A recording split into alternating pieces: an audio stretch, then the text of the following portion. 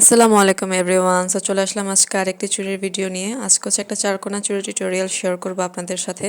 এটা একটা ফ্যাব্রিক চুড়ি হবে। সো আমি ফ্যাব্রিকটাকে একটু গ্লু দিয়ে মুড়িয়ে একটু ভাঁজ করে নিব। এখন হচ্ছে আমি চুড়ির সাথে গ্লু দিয়ে ফ্যাব্রিকটাকে অ্যাটাচ করে ফুল চুড়িটাকে কভার করে নেব। ফ্যাব্রিকটা ভালোভাবে মোড়াতে হবে।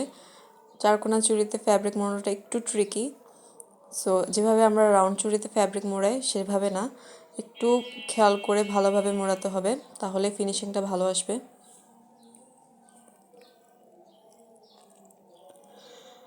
ফ্যাব্রিক মোড়ানোর সময় অবশ্যই খেয়াল রাখতে হবে যেন সুতা না বের হয়। সুতা বের হলে কিন্তু জিনিসটা তখন ভালো লাগবে না।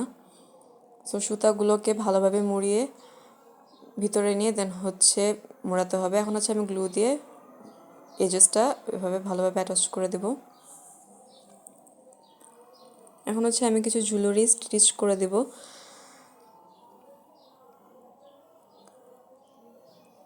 অবশ্যই জুয়েলারিগুলোকে ভালোভাবে সেলাই করে দিতে হবে, না হলে কিন্তু ছুটে যাবে।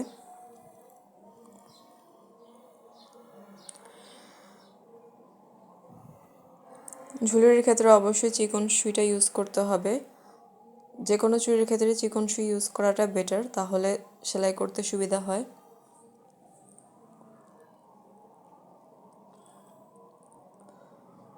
অ্যান্ড প্রত্যেকটা সেলাইতে কিন্তু লক সেলাই দেওয়ার ট্রাই করবেন, তাহলে কিন্তু এগুলো খুবই বেশি পারফেক্টলি সেলাই হয় এবং ছোটার কোনো চান্স থাকে না।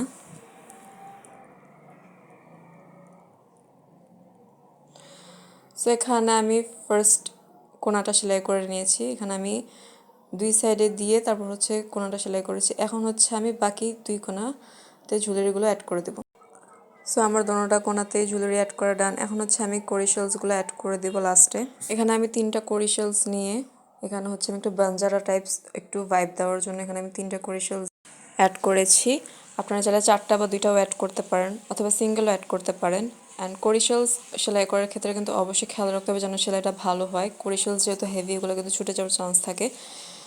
সো আমার 3টা চুড়ি কিন্তু ডান।